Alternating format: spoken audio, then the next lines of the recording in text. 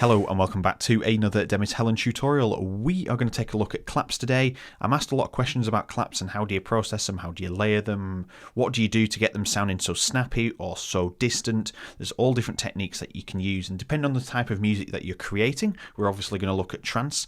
This, what you can see on screen now, is a demo from my Silence preset pack, which you can get on the website now. It's 15 trance leads and I think it's only $8.25. I can't even remember my own price. If you did miss the sale, it's still a pretty good price for what they are. Now, we're going to use the demo. Like I said, I've muted the lead, so we've just got one lead, and to give it some context, and then the claps that I used in that demo. So the claps used in this particular demo are more progressive, so they're shorter, they're a bit snappy. They've just got a little bit more presence in that sort of fashion. They're not long claps, they haven't got lots of white noise tail or anything like that. Right, so what we'll do is we'll listen to this clap first, and then we'll talk about some of the techniques that we can use. We're not going to do everything in this video, but I'm just going to explain quickly what you can do. So let's have a listen first, and then we'll talk about it.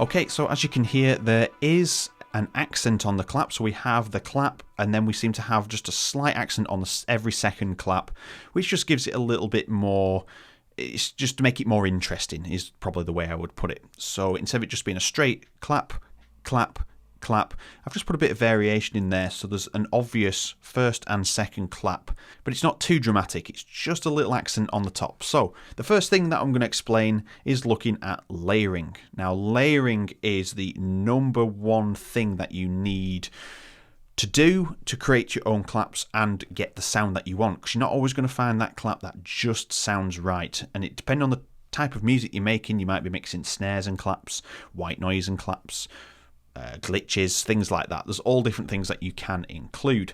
So let's have a look at the claps here. So we have 3 layers of claps, and you can see the accent is here in the middle, and the other 2 don't have that accent.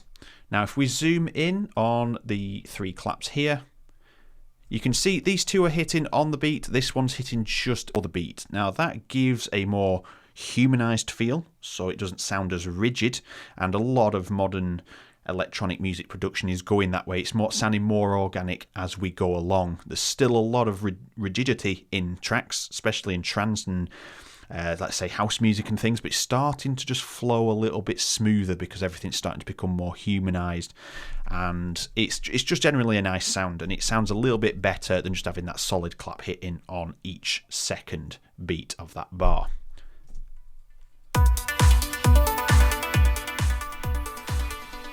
Now, let's have a look at each clap. Well, that's a kick. So we have that clap. So you can see a clap and a snare. Clap with quite a lot of tail on it. And you can hear like an afterburn, like that bit of white noise that seems to rise up after it. So we'll explain that in a second. And then that is the clap that comes before, which gives that nice humanized feel, and it's just a little bit less intense. Let's take a look at the drum editor. As you can see here, nothing is happening at all. I've just controlled some of the volumes, as you can see on them. And that's it. I've picked things that I don't need to reshape in here because it's not too user friendly, not for me anyway. Battery is much better for this, but I just loaded Groove Agent at the time for some ideas. But that is all that is happening. Everything else is due to the layering. And if we look in here at the claps, which is this section here, so let's just get rid of those.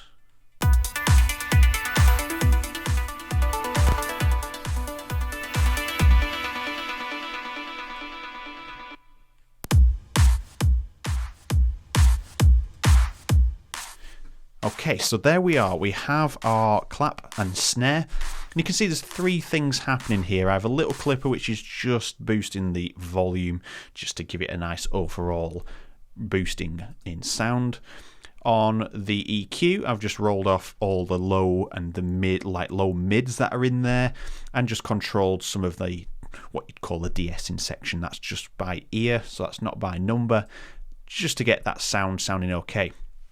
Then on the compressor, as you can see, I've set this to pumping, so we've got different styles of compression. I've set it to pumping and then set all the settings accordingly. So a slow attack, so we get the nice transient coming through, so that snap, that click, and then the release is pretty fast, so the compressor's closing down straight away. So all the settings applied are being applied just with a little bit of delay and then turning off straight away.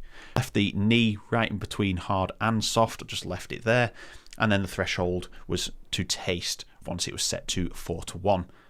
So that is where that sound comes from.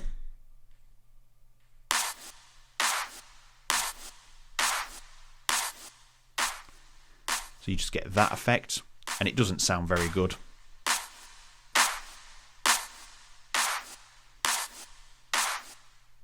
So it just gives that little bit of extra. You've added an extra clap that comes in a little bit early on the layering, and also you get that little bit of afterburn with the white noise where the compressor's opening up so quickly, you get that kind of up and back to original volume after the compression's been applied.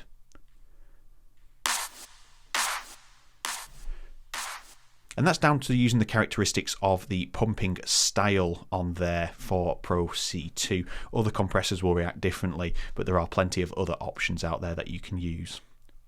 Okay, so we've looked at layering and we've looked at compression. And they're the two techniques that I use there. A clap just before the beat, using compression to afterburn the sound. You can describe that in many ways, but because the compressor's shutting down so quickly, you're getting that rise of the rest of the sample coming back to full volume instead of the compressed volume. And we can look at transient designers. That's another way forward. I don't think I have any installed. I might have Orbit installed by SoundSpot. I do. Now this is a transient designer, and it's just a very simple to use tool. You've got 3 different modes: really hard hitting or just normal, and you've got like an in-between mode as well.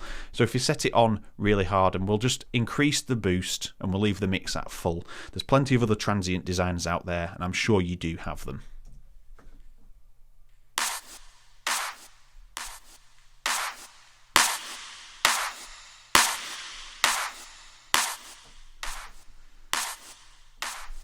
So about 31% sounds acceptable just for this demo. And if we turn this on and off, you'll be able to hear the differences, and that just helps you add some snap and click to the start of your claps and snares.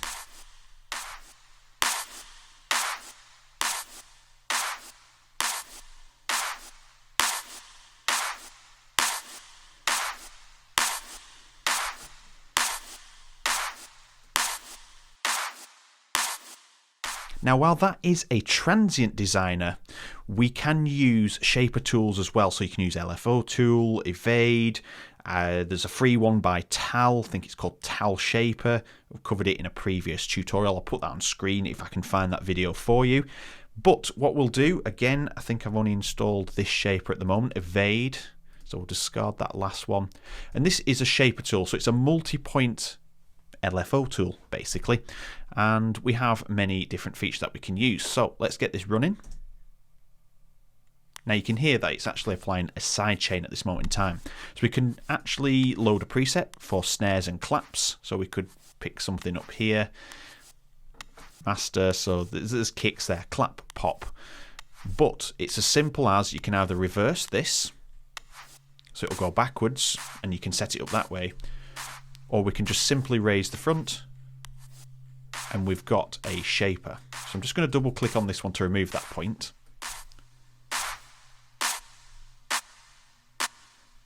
And you can shorten it down to as short as you want.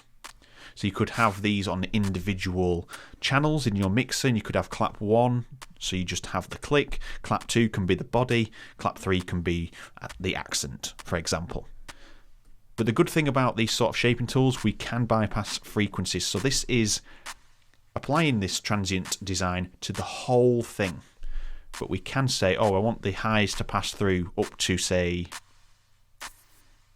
6.8 kilohertz.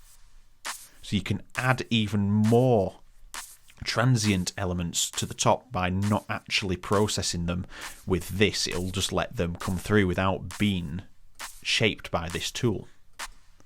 Again, same with the bass frequencies.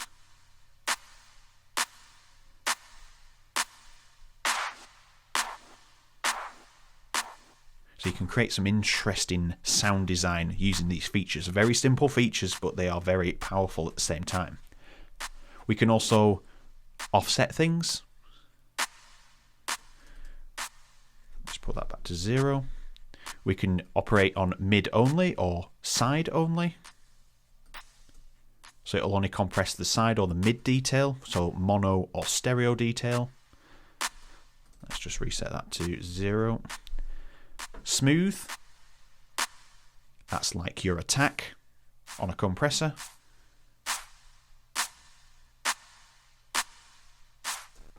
And then phase, if you want to change the phase position. We also have a couple of modes in this particular tool. We can click on this and we have a nice visual of exactly what the shape of the sound is starting to look like depending on our shape.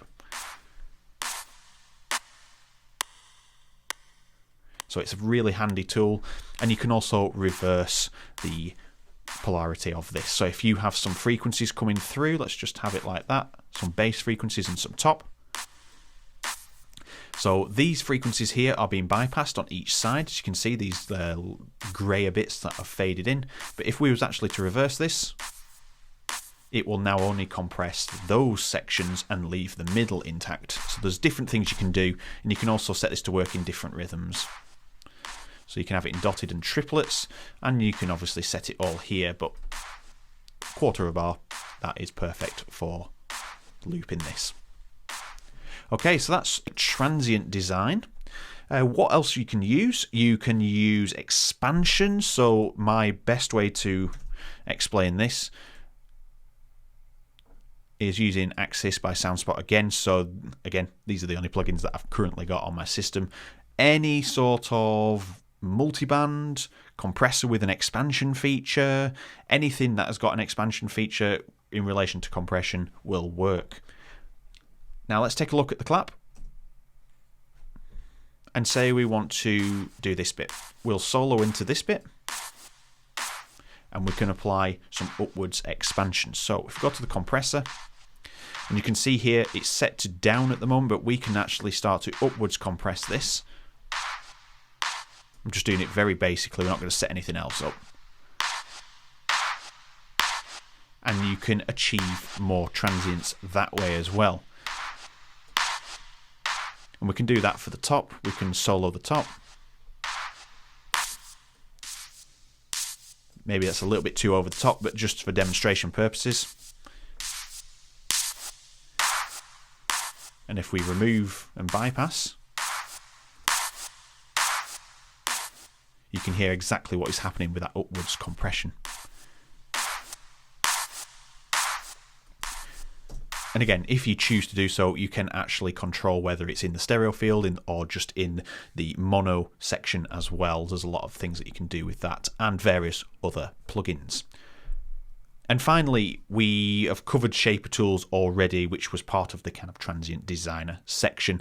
So there are many other ways. We can also use the Haas effect, which is using stereo delay at such a fast rate that it actually creates a little bit of stereo in there, and that can thicken up your claps, because we've just been talking about transients really here. You can use multiple different techniques.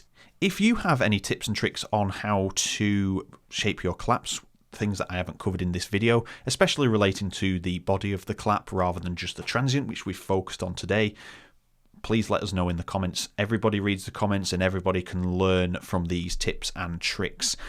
There's a lot of different things. There's so many things to cover in this video, but I don't want to overcomplicate the whole transient piece that I'm trying to convey today.